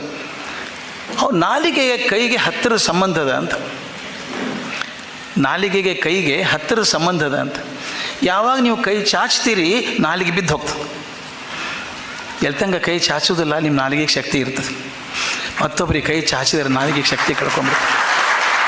ಕೊನೆವರೆಗೂ ಹಾಗೇ ಇತ್ತು. ಅವ್ರ ನಾಲಿಗೆ ಶಕ್ತಿನೇ ಕಾಪಾಡಿದ್ದು, ಕೈ ಚಾಚಲಿಲ್ಲ ಯಾರಿಗೂ. ತಮ್ಮ ಬಗ್ಗೆ ಎಂದೂ ಮಾತಾಡಲಿಲ್ಲ. ನಮಗೆಲ್ಲ ಗೊತ್ತದೆ. ಹೋದ್ ನಮ್ಮ ಕಡೆಯಿಂದ ಮಾತಾಡ್ಸೋರು, ಒಂದು ಪ್ರಶ್ನೆ ಕೇಳಿ ನಮ್ಮ ಕಡೆಯಿಂದ ಮಾತಾಡ್ಸಿ, ಮತ್ತು ಮುಂದಿನ ಪ್ರಶ್ನೆ ಕೇಳೋದು ನಮ್ಮ ಕಡೆಯಿಂದ ಮಾತಾಡ್ಸೋರು. ಅವರ ಪ್ರೀತಿ ಅನ್ಯಾದೇಶವಾದಂಥದ್ದು. ಅವ್ರ ಆಶೀರ್ವಾದ ಮಾಡೋ ರೀತಿ ತಮಗೆಲ್ಲ ಗೊತ್ತದೆ. ಎಂದೂ ಕಾಲು ಮುಟ್ಲಿಕ್ಕೆ ಆಗಲಿಲ್ಲ. ಊರಿಂದನೇ ಅವರು ಎಲ್ಲರಿಗೂ ಬಗ್ಗಿದ್ದು ಅವ್ರಿಗಿಂತ ಮೊದಲು ತಾವೇ ನಮಸ್ಕಾರ ಮಾಡೋರು. ಆಶೀರ್ವಾದ ಮಾಡೋ ರೀತಿ ಬೇರೆ ಅದು. ನಾನು ಅಂದ್ಕೊಂಡದ್ದು ಹಾಗೆ. ಭಾಲ್ಕಿಯಲ್ಲಿ ಕಾರ್ಯಕ್ರಮ ಇತ್ತು. ಬಹುಶಃ ಅವರು ಲಿಂಗೈಕ್ಯರಾಗೋದಕ್ಕಿಂತ ಒಂದು 6-7 ತಿಂಗಳ ಮೊದಲು ಏನೋ ಅಂತ ಅನಿಸ್ತದೆ. ಅಲ್ಲಿ ಒಂದು ಉಪನ್ಯಾಸಕ್ಕೆ ಬರಬೇಕು ನಾನು ಹೇಳಿ ಕಳಿಸಿದ್ರು. ನಾನು ಹೋಗಿದ್ದೆ. ಬೆಳಗ್ಗೆ ಅಲ್ಲಿ ಉಪನ್ಯಾಸ ಮುಗೀತು. ಮುಗಿದ ಮೇಲೆ ಇಬ್ಬರು ಹೋಗಿ ಬರ್ತಿರ್ಬೇಕಾದ್ರೆ, ಏನು ಮಧ್ಯಾಹ್ನ ಕಾರ್ಯಕ್ರಮ ಏನು ಅಂತ ಕೇಳಿದರು. ಏನಿಲ್ಲ ಸ್ವಾಮೀಜಿ, ಬಸವಲಿಂಗ ಪಟ್ಟದೇವರು ಸ್ವಾಮೀಜಿ ಅವ್ರ ಕಾಲೇಜಲ್ಲಿ ಒಂದು ಲೆಕ್ಚರ್ ಇಟ್ಟಿದ್ದಾರೆ, ಮಧ್ಯಾಹ್ನ 2ರಿಂದ 3 ತನಕ ಒಂದು ಲೆಕ್ಚರ್ ಅದ, ಅದು ಮುಗಿಸ್ಕೊಂಡು ಬರ್ತೀನಿ. ಆಯಿತು, ಹಾಗೆ ಮಾಡಿರಿ ಅಂದ್ರೆ ಹೋದರು. ಪ್ರಸಾದಕ್ಕೆ ಹೋದರು. ನಾನು ಊಟ ಮುಗಿಸ್ಕೊಂಡು ಆ ಕಾಲೇಜಿಗೆ ಹೋದೆ. ಕಾಲೇಜ್ ಆಡಿಟೋರಿಯಮ್ನಾಗ ಎಲ್ಲ ಟೀಚರ್ಸು ಸ್ಟೂಡೆಂಟ್ಸ್ ಎಲ್ಲ ಕೂತಾರೆ. ಸ್ಟೇಜ್ ಮೇಲೆ ನಾನು ಬಸವಲಿಂಗ ಪಟ್ಟದೇವರು ಸ್ವಾಮೀಜಿ ಸ್ಟೇಜ್ ಮೇಲೆ ಕೂತೀವಿ. ಇನ್ನು ಶುರು ಆಗಲಿಕ್ಕೆ ಒಂದು 4-5 ಮಿನಿಟ್ ಇರಬೇಕು. ಸಿದ್ದೇಶ್ವರ ಅಪ್ಪಗಳು ಕಾರ್ ಬಂತು. ಅವ್ರು ಬರ್ತಾರೆ ಅಂತ ಯಾರಿಗೂ ಗೊತ್ತಿಲ್ಲ. ಬಸವಲಿಂಗ ಪಟ್ಟದೇವ್ರ ಗುರುಗಳು ದಡ ಸ್ಟೇಜ್ ಮೇಲೆ ಇಳಿದು, ಅಪ್ಪಗಳು ಬಂದಾಗ ಕರ್ಕೊಂಬರ್ತೀನಿ ಅವ್ರನ್ನ ಅಂತ ಹೋದರು. ನಾನು ಕೆಳಗಿಳಿದು ಹೋದೆ. ಕಾರ್ ತೆಗೆದು ಬಾಗಿಲ ತೆಗೆದು, ಬರ್ರಿ ಅಪ್ಪಗಳು ಮೇಲೆ ಬರ್ರಿ. ಮೇಲೆ ಬರೋದಿಲ್ಲ. ಆಗಲೇ ನಮ್ಮ ಲೀಲಾ ಹೇಳಿದ್ರಲ್ಲ ಹಾಗೆ, ಒಳಗೆ ಬರೋದಿಲ್ಲ. ಮುಂದಿನ ಸಾಲಿನಾಗ ಕುಡಿದ್ರೆ ಅಲ್ಲೊಂದು ಕುರ್ಚಿ ಹಾಕಿರಿ, ಬಾಗಿಲ ಹತ್ರ ಒಂದು ಕುರ್ಚಿ ಹಾಕಿರಿ, ಸಾಕು, ಯಾರೂ ಬರಬೇಡ್ರಿ, ಅಲ್ಲಿ ಹೋಗ್ರಿ. ಅಲ್ಲಿ ಕುರ್ಚಿ ಹಾಕ್ಕೊಂಡು ಕೂತ್ಕೊಂಡು 1 ತಾಸು ಮಾತು ಕೇಳಿದರು. ನಾ ಹೇಳಿದ್ದು ಅವ್ರಿಗೆ ಏನೂ ಪ್ರಯೋಜನ ಇಲ್ಲ. ಇದೊಂದು ಹನಿ, ಅದು ಸಮುದ್ರ. ಅದು ಹೆಂಗೆ ಆಯ್ತು ಅಂದರೆ, ಹನಿ ಹುಡ್ಕೊಂಡು ಸಮುದ್ರ ಬಂದಂಗೆ ಆಯ್ತು. ನಾವು ಲೆಕ್ಚರ್ ಮುಗಿದ ಮೇಲೆ ಹೋಗಿ ಅವ್ರು ನಮಸ್ಕಾರ ಮಾಡಿ ಕೇಳಿದ್ವಿ, ಯಾಕೆ ಬಂದ್ರಿ ಅಪ್ಪಗಳು ನೀವು? ಮಧ್ಯಾಹ್ನದ ವಿಶ್ರಾಂತಿ ತೊಗೊಳ್ಳೋ ಸಮಯ ಅಲ್ಲ, ಯಾಕೆ ಬಂದ್ರಿ? ಯಾಕಂದರೆ ನಿಮ್ಮ ಉಪನ್ಯಾಸ ಇತ್ತಲ್ಲ, ಅದಕ್ಕೆ ಬಂದೆ ಅಂದರು. ಇದು ಅವ್ರ ಆಶೀರ್ವಾದ ಮಾಡೋ ರೀತಿ. ನನಗೆ ನೆನಪದ, ಮನ್ಯಾಗ ಸಣ್ಣ ಹುಡುಗರು ಆಟ ಆಡ್ತಿರ್ತಾವ. ಹುಡುಗ ಹೇಳ್ತಾನೆ, ಹಿಂಗೆ ಬಿಸ್ಕಿಟ್ ಹಿಡಿದ್ರೆ ನಾಯಿ ಮರಿ ಮೇಲೆ ಹಾರ್ತದೆ, ಗೊತ್ತದೇನು ಅಂತ ಕೇಳ್ತಾನೆ ಅಪ್ಪಗೆ. ಅಪ್ಪಗೆ ಗೊತ್ತಿಲ್ಲೇನದು ಹಾರೋದು.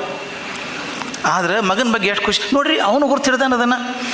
ಅಂದರೆ ಸಣ್ಣ ಮಗ ಅಬ್ಸರ್ವ್ ಮಾಡ್ಯಾನಲ್ಲ ನಾಯಿ ಹಾರೋದನ್ನು ಅಂತ. ದೊಡ್ಡ ವಿದ್ಯೆ ಅಲ್ಲ, ಅವನು ಕಂಡ್ಕೊಂಡಲ್ಲ ಅಂತ ಸಮಾಧಾನ ಅಪ್ಪಗೆ. ಹಂಗೆ ನಾವು ಮಾತಾಡಿದ್ದು ನೋಡಿ ಅವ್ರು ಸಮಾಧಾನ ಪಡ್ತಿದ್ರು. ನಾವು ಮಕ್ಕಳು ಬಿಸ್ಕಿಟ್ ತೋರಿಸಿದಾಗ ಹೆಂಗೆ ಸಂತೋಷ ಪಡ್ತೀವಿ, ಹಂಗೆ ಅವ್ರು ನೋಡಿ ಪರವಾಗಿಲ್ಲ ಏನು ಹೇಳ್ತಾನೆ ನೀವು ಅಂತ. ನನಗೆ ಅವ್ರ ಭಾಗ್ಯ ಇಷ್ಟ ಆದದ್ದು ಅಂದರೆ, ಈಗೊಂದು 5-6 ತಿಂಗಳ 6 ತಿಂಗಳಲ್ಲ 8-9 ತಿಂಗಳ ಕೆಳಗೆ ಜ್ಞಾನ ಯೋಗಾಶ್ರಮ ನಾನು ನನ್ನ ಹೆಂಡತಿ ಹೋಗಿದ್ವಿ. 8 ಗಂಟೆಗೆ ಅವ್ರ ಮೇಲೆ ಹೋಗ್ತಾರೆ, ಶಿಷ್ಯರ ಜೊತೆಗಿರ್ತಾರೆ. ಅವ್ರು ಸಾಮಾನ್ಯವಾಗಿ ಯಾರನ್ನೂ ಮೀಟ್ ಮಾಡೋದಿಲ್ಲ. ಅವರು ನಾನು ಹೋಗೋದಕ್ಕೆ ತಡ ಆಗಿಬಿಡ್ತು. ನಾನು ಸಜ್ಜನರು ನನ್ನ ಹೆಂಡತಿ ಎಲ್ಲ ಹೋದ್ವಿ. ಯಾರೋ ಸ್ವಾಮಿಗಳು ಹೋಗಿ ಮೇಲೆ ಹೇಳಿಬಿಟ್ರು ಬಂದಿದ್ದಾರೆ ಅಂತ. ಕರೀರಿ ಮೇಲೆ ಕರೀರಿ ಅಂದರು. ಅವ್ರ ಪ್ರೀತಿ ಹೆಂಗೆ ಅನ್ಯಾದೃಶ್ಯವಾದದ್ದು ಅಂದರೆ, ಕೂತ್ಕೊಂಡು ಮಾತಾಡಿದರು, ಆರಾಮಾಗಿ ಮಾತಾಡಿದರು. ಏನು ಬರೀಲಿಕ್ಕೆ ಹತ್ತೀರಿ ಈಗ ಅಂತ ಕೇಳಿದರು. ಆಗ್ತಾನೆ ಒಂದು ಪುಸ್ತಕ ಮುಗಿಸಿದ್ದೆ, ಈಶಾವಾಸ್ಯ ಉಪನಿಷತ್ ಮೇಲೆ ಪುಸ್ತಕ ಬರೆದು ಮುಗಿಸಿದ್ದೆ. ಹೇಳಿದೆ, ಸ್ವಾಮೀಜಿ ನನಗೊಂದು ಭಾಳ ಕಾಡ್ತಿತ್ತು, ಸಂಸ್ಕೃತದಾಗಿರೋದು. ಆಮೇಲೆ ಭಾಳ ಮಂದಿಗೆ 95% ಮಂದಿಗೆ, ಅದಕ್ಕಿಂತ ಹೆಚ್ಚಿಗೆ ಮಂದಿಗೆ ಸಂಸ್ಕೃತ ಬರುವುದಿಲ್ಲ. ಸಂಸ್ಕೃತ ಬರದೇ ಇದ್ದವರಿಗೆ ಅದನ್ನು ಪರಿಚಯ ಮಾಡೋದು ಹೆಂಗೆ ಅಂತ ತಲೆಗಿತ್ತು. ಅದಕ್ಕೊಂದು ಹೊಸ ವಿಧಾನ ಕಂಡ್ಕೊಂಡಿನಿ, ಸರಿನೋ ತಪ್ಪೋ ಗೊತ್ತಿಲ್ಲ. ಬರೀ ವಚನಗಳ ಮೂಲಕ ಮತ್ತು ಮಂಕುತಿಮ್ಮನ ಕಗ್ಗದ ಮೂಲಕ ಈಶಾವಾಸ್ಯ ಉಪನಿಷತ್ತನ್ನು ಬರೆದೀನಿ. ಸುಮಾರು ಭಾಳ ಆಗಿಬಿಟ್ಟದು, 240 ಪುಟ ಆಗಿದೆ ಅಂದೆ. ತಕ್ಷಣ ಅವರು ಲಘುನ ಬರೆದು ತಂದು ಕೊಡ್ರಿ, ನಾನು ಓದಬೇಕದನ್ನು ಅಂದರು. ಆದರೆ ಅವರಿಲ್ಲ ಈಗ. ಅದಕ್ಕೆ ಆ ಪುಸ್ತಕನ ಅವರಿಗೆ ಅರ್ಪಣೆ ಮಾಡ್ತೀನಿ. ಯಾಕಂದರೆ ಅವರು ಈಶಾವಾಸ್ಯದ ಭಾಷಣವನ್ನು ನಾನು ಕೇಳಿದವ. ಅವರು ನಿರ್ವಚನ ಮಾಡಿದ್ದು, ಅವ್ರ ಗುರುಗಳು ಮಾಡಿದ್ದ ನಿರ್ವಚನವನ್ನು ಅವ್ರು ದಾಖಲೆ ಮಾಡಿದ ರೀತಿ ಅದ್ಭುತವಾದದ್ದು. ಬಹುಶಃ ನನಗನ್ನಿಸೋ ಮಟ್ಟಿಗೆ ಅಷ್ಟು ಚೆನ್ನಾಗಿ ಈಶಾವಾಸ್ಯ ಉಪನಿಷತ್ತು ಬಗ್ಗೆ ಬೇರೆ ಬರೆದವರು ಇಲ್ಲ. ಅದರ ಬಗ್ಗೆ ಅವರು ಅಲ್ಲಮ್ಮನ ವಚನವನ್ನು ನಿರ್ವಚನ ಮಾಡಿದ್ದು ಒಂದು ಸಣ್ಣದು. ಅವ್ರು ಮಾಡೋ ರೀತಿ ಹೇಗೆ ಅಂತ, ಕೆಂಡದ ಗಿರಿಯ ಮೇಲೊಂದು ಅರಗಿನ ಕಂಬ ಬಿದ್ದಿತ್ತು ನೋಡ ಅಯ್ಯ, ಅರಗಿನ ಕಂಬದ ಮೇಲೊಂದು ಹಂಸೆ ಇದ್ದಿತ್ತು, ಕಂಬ ಬೆಂದು ಹಂಸೆ ಹಾರಿತ್ತು ಗುಹೇಶ್ವರ ಅಂತ. ಅಲ್ಲಮ್ಮನ ಭಾಷೆನೇ ಒಗಟಿನ ಭಾಷೆ ಅದು. ಕೆಂಡದ ಗಿರಿ ಅಂದರೆ ಜ್ಞಾನದ ಪರ್ವತ, ಅರಗಿನ ಕಂಬ ಅಂದರೆ ಶಿವೋಹಂ ಎನ್ನುವಂಥ ಭಾವ. ಆ ಕಂಬದ ಮೇಲೆ ಕೂತಂಥ ಹಂಸೆ ಶರಣ. ಶರಣ ಪ್ರಪಂಚವನ್ನೆಲ್ಲ ನೋಡಿ ಅನುಭವದಲ್ಲಿ ತಾನು ಅರಗಿಸ್ಕೊಂಡು ಇಡೀ ಜಗತ್ತೇ ಪರಮಾತ್ಮಂದು, ನಾನು ಪರಮಾತ್ಮನೊಂದು ಅಂಶ ಅಂತ ಭಾವಿಸ್ಕೊಂಡಾಗ, ತನ್ನನ್ನು ಶುದ್ಧಗೊಳಿಸ್ಕೊಂಡು ಅಂದಾಗ ಶಿವೋಹಂ ಅನ್ನುವಂಥ ಪ್ರಜ್ಞೆ ಬಲಿತಾಗ ಆ ಮಹಾಜ್ಞಾನದಲ್ಲಿ ಅವನು ಕರಗಿ ಹೋಗ್ತಾನೆ, ಆ ಕಂಬ ಕರಗಿ ಹೋಗ್ತದೆ, ಅವನ ಹಂಸೆ ಹಾರಿ ಹೋಗ್ತದೆ. ಆಗ ಎಲ್ಲವೂ ಮೌನ ಆಗ್ತದೆ, ಪರಮ ಮೌನ. ಈ ಸಿದ್ದೇಶ್ವರ ಸ್ವಾಮಿಗಳಿಗೆ ಅತ್ಯಂತ ಪ್ರಿಯವಾದದ್ದು ಆ ಬಯಲು. ಯಾವಾಗಲೂ ನೆನೆದದ್ದು ಬಯಲು, ಬಯಲಲ್ಲಿ ಬಯಲಾಗುವಂಥ ಆಸೆ. ಅವ್ರಿಗಿಷ್ಟವಾದಂಥ, ಅವರೇ ಸುಂದರವಾಗಿ ವಿವರಿಸಿದಂಥ ಈಶಾವಾಸ್ಯದ 7ನೇ ಮಂತ್ರ ಅವರಿಗೋಸ್ಕರ ಬರೆದಂಗದ. ಯಸ್ಮಿನ್ ಸರ್ವಾಣಿ ಭೂತಾನಿ ಆತ್ಮೈವ ಭೂತಿಜಾನಿತಃ ತತ್ರ ಕೋ ಮೋಹ ಕ ಶೋಕ ಏಕತ್ವ ಮನುಪಶ್ಯತಃ ಅಂತ. ಅಂದರೆ ಎಲ್ಲರಲ್ಲಿ ಆತ್ಮಭಾವವನ್ನು ಕಾಣುವಂಥ ವ್ಯಕ್ತಿ, ಜಗದ ಎಲ್ಲೆಡೆಗೆ ಅದೇ ಆತ್ಮತತ್ವವನ್ನು ಕಾಣುವಂಥ ವ್ಯಕ್ತಿಗೆ ಯಾವತ್ತೂ ಶೋಕ ಇಲ್ಲ, ಮೋಹ ಇಲ್ಲ ಅಂತ. ಆ ಶೋಕ ಮೋಹಗಳನ್ನು ಮೀರಿದಂಥ ಎತ್ತರಕ್ಕೆ ಏರಿದವರು ಸಿದ್ದೇಶ್ವರ ಅಪ್ಪಗಳು. ಅದರಿಂದ ಆ ತತ್ವವನ್ನು ಬಯಸಿದವರು ಅವರು. ನಾನು ಎಲ್ಲೋ ಒಂದು ಕಡೆ ಹೇಳಿದ್ದೆ, ಸರಿನೋ ತಪ್ಪೋ ಗೊತ್ತಿಲ್ಲ. ಅವರು ನಮ್ಮ ಕಾಲದ ಅಲ್ಲಮ್ಮ ಪ್ರಭು ಇದ್ದಾಗೆ. ಒಂದೇ ವ್ಯತ್ಯಾಸ, ಅಲ್ಲಮ್ಮ ಪ್ರಭು ಸಮಾಜದ ಹೊರಗೆ ನಿಂತು ಸಮಾಜವನ್ನು ತಿದ್ದೋದಕ್ಕೆ ಪ್ರಯತ್ನ ಮಾಡಿದ, ಬಯಲಾಗಿ ಹೋದ. ಆದರೆ ಸಿದ್ದೇಶ್ವರ ಅಪ್ಪಗಳು ಸಮಾಜದೊಳಗೆ ಇದ್ದು ಎಲ್ಲದರಲ್ಲಿ ಪೂರ್ಣ ಭಾಗಿಯಾಗಿ ಸಂತೋಷಪಟ್ಟು, ಆದರೆ ಅದಕ್ಕೆ ಅಂಟುಕೊಳ್ಳಾರದವ್ರ ಹಾಗೆ ಬಯಲಾಗಿ ಹೋದರು. ಇದೊಂದು ಅಪರೂಪದ ಪ್ರಸಂಗ ನಮ್ಮ ಕಂಡದ್ದು. ಆಗಲೇ ಹೇಳ್ದಂಗೆ ಮತ್ತೆ ಸಿದ್ದೇಶ್ವರ ಅಪ್ಪಗಳು ಬದುಕಿದ ಕಾಲದಲ್ಲಿ ಕೆಲವೊಂದು ನಾವು ಪಾಲಿಸಬೇಕು ಅನಿಸುತ್ತೆ. ಅವ್ರು ಬರೆದಂಥ ಜ್ಞಾನದ ನಿಧಿ ಇದೆಯಲ್ಲ, ನಮಗಿದೆ ಅದು. ಅವ್ರ ಮಾತುಗಳು, ಪುಸ್ತಕಗಳು ಬೇಕಾದಷ್ಟು ಇದ್ದಾವೆ. ಅವನು ಓದೋದು ಒಂದು ಭಾಗ ಆದರೆ ಒಂದು ಚೂರಾದರೂ ಪಾಲಿಸೋಕೆ ಸಾಧ್ಯ ಆದರೆ ನಮ್ಮ ಜೀವನ ಸಾರ್ಥಕ ಆಗ್ತದೆ ಅನಿಸುತ್ತೆ. ಅವ್ರ ಸಮಯ ಪಾಲನೆ ಬಗ್ಗೆ ಮಾತಾಡ್ತಿದ್ರು. ಏನು ಅದ್ಭುತ ಸಮಯ ಪಾಲನೆ ಮಾತಾಡೋದು. ನಮ್ಮ ಕನ್ನೇರಿಮಠ ಸ್ವಾಮಿಗಳದ್ದು ಹೇಳಿ ಅವ್ರು ಹೇಳ್ತಾರೆ ಅಂತ ಹೇಳಿಬಿಟ್ರು. ಹೇಳೋದಿರಲಿಲ್ಲ ನನಗೆ, ಅವ್ರು ಹೇಳಿದ ಮೇಲೆ ಹೇಳಬೇಕದು. ಬೆಂಗಳೂರು ಸೆಂಟ್ರಲ್ ಕಾಲೇಜಲ್ಲಿ 15 ದಿವಸ ಉಪನ್ಯಾಸ ಇತ್ತು ಸ್ವಾಮಿಗಳದ್ದು, ಒಂದು 28 ವರ್ಷಗಳ ಹಿಂದೆ. ಮುಖ್ಯಮಂತ್ರಿಗಳು ಉದ್ಘಾಟನೆ ಮಾಡಬೇಕಾಗಿತ್ತು. ಹೆಸರೇನು ಬೇಕಾಗಿಲ್ಲ, ಮುಖ್ಯಮಂತ್ರಿಗಳದ್ದು ಉದ್ಘಾಟನೆ ಮಾಡಬೇಕಾಗಿತ್ತು. 6 ಗಂಟೆಗೆ ಉಪನ್ಯಾಸ ಶುರು. ನಮ್ಮಲ್ಲಿ ಒಂದು ಹುಚ್ಚಿದೆ ಬೆಂಗಳೂರಲ್ಲಿ, ಸಿ ಎಮ್ ಬರ್ತಾರೆ ಅಂತ ಹಿಂದೆ ಒಂದು 100 ಜನ ಇರ್ತಾರೆ, ಓಡಾಡ್ತಿರ್ತಾರೆ. ಇವ್ರು ಕರೆಕ್ಟಾಗಿ 5:40 ಬಂದರು. ಸ್ಟೇಜ್ ಮುಂದೆ ಕೂತ್ಕೊಂಡ್ರು. 6ಕ್ಕೆ 10 ನಿಮಿಷ ಆಯಿತು, ಚೀಫ್ ಮಿನಿಸ್ಟರ್ ಬಂದಿರಲಿಲ್ಲ. 6ಕ್ಕೆ 5 ನಿಮಿಷ ಆಯಿತು. ನನ್ನ ಕಡೆ ನೋಡಿದರು.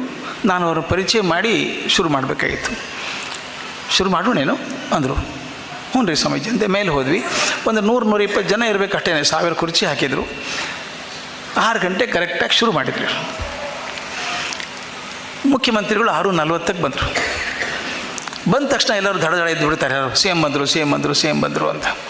ಇವ್ರು ಮಾತು ನಿಲ್ಲಿಸಿದ್ರು. ಚೀಫ್ ಮಿನಿಸ್ಟರ್ ಬಂದು ಸ್ಟೇಜ್ ಮೇಲೆ ಕೂತು, ಸ್ವಾಮೀಜಿ ನೀವು ಮುಂದುವರ್ಸ್ರಿ ಅಂದರು. ಇವರು ನಾನೇನು ಮುಂದುವರ್ಸೋದಿಲ್ಲ, ನಾನು ಮುಗೀತು, ನೀವು ಮುಂದುವರ್ಸ್ರಿ ಅಂದರು. ಮಾತಾಡಲಿಲ್ಲ. ಇದನ್ನೇ ಕನ್ನೇರಿ ಮಠದಲ್ಲಿ ಪಾಟೀಲ್ಜಿ ಇದ್ದಾರೆ, ಇಲ್ಲೇ ಸಂಸ್ಕೃತಿ ಉತ್ಸವ ಕನ್ನೇರಿ ಇದೆ. ಆದರೆ ಮಹಾರಾಷ್ಟ್ರ ಚೀಫ್ ಮಿನಿಸ್ಟರ್ ಫಡ್ನವೀಸ್ ಬರಬೇಕಾಗಿತ್ತು. ಹೆಲಿಕಾಪ್ಟರ್ ಲೇಟ್ ಆಗಿಬಿಡ್ತು. 11 ಕಾರ್ಯಕ್ರಮ, 10:45 ಬಂದು ಸ್ವಾಮೀಜಿ ಕೂತ್ಕೊಂಡ್ರೆ ಮುಂದೆ. 11 ಆಯಿತು, 11:15 ಆಯಿತು. ಎಷ್ಟಾಯ್ತು ಟೈಮು ಅಂತ ಕೇಳಿದ್ರು. 11:15 ಆಯ್ತು ಸ್ವಾಮೀಜಿಯಿಂದ. ಆಯ್ತು ಹಂಗಂದ್ರೆ ಅಂದಿದ್ದು ಹೋಗ್ಬಿಟ್ಟು ಫಡ್ನವೀಸ್ ಬಂದರು 12ವರೆಗೆ. ಅವ್ರು ಕೇಳಿದರು ಕನ್ನೇರಿ ಸ್ವಾಮಿಗಳಿಗೆ, ಸ್ವಾಮಿಗಳು ಎಲ್ಲಿದ್ದಾರೆ ಅಂತ. ಇಲ್ಲ ಸ್ವಾಮಿಗಳು ಆಶ್ರಮಕ್ಕೆ ಹೋದರು, ಅವ್ರು ಬರೋದಿಲ್ಲ ಅನ್ನೋದು. ಬರಲಿಲ್ಲ, ಕಾರ್ಯಕ್ರಮ ಬರಲಿಲ್ಲ. ನನಗೆ ಈ ಧೈರ್ಯ ಎಲ್ಲಿದೆ ಬರ್ತದೆ ಅಂತ. ಅದು ಬಹುದೊಡ್ಡ ಆಧ್ಯಾತ್ಮಿಕ ಶಕ್ತಿ, ಅದು ಮತ್ತೊಬ್ಬರಿಗೆ ಬರೋದು ಸಾಧ್ಯ ಇಲ್ಲ. ಅಂಥವ್ರ ಬಗ್ಗೆ ಮತ್ತೆ ಮೊದಲು ಪ್ರಾರಂಭ ಮಾಡಿದಾಗ ನಾನು ನಮ್ಮ ಶಿವಪ್ಪನವ್ರದ್ದು ಚೌಪತಿ ಹೇಳಿದ್ದೆ, ಮುಗಿಸ್ಬೇಕಾದ್ರೂ ಅದನ್ನೇ ಹೇಳಬೇಕು. ಬಂದು ಹೋದರು ಎಂಥ ದಿವ್ಯಾತ್ಮರಿ ಇಳೆಗೆ, ಬಂದು ಹೋದರು ಎಂಥ ದಿವ್ಯಾತ್ಮರು ಈ ಎಳೆಗೆ, ಆ ನೆನಪೆ ಮೆಲುಕೆಮ್ಮೆಗೆ ಪುಣ್ಯದನಿ ಮೆಲುಕು, ಭವ್ಯತೆಯ ಮುಂದೊಂದು ಕಿರುಹಣತೆ ಹಚ್ಚು ನೀ, ಆ ಭವ್ಯತೆಯ ಮುಂದೆ ಕಿರುಹಣತೆ ಹಚ್ಚು ನೀ, ನೆನೆದು ಅವರಿಗೆ ತಲೆಬಾಗು ಮುದ್ದು ರಾಮ. ಮತ್ತೇನು ಮಾಡಬೇಕಾಗಿಲ್ಲ, ನೆನೆದವರನ್ನು ಮೇಲೆ ಮೇಲೆ ನೆನೆಸ್ಕೋತಾ ಇರಬೇಕು.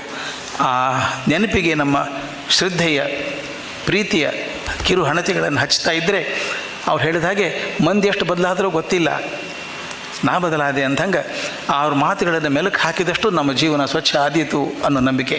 ನಮಸ್ಕಾರ.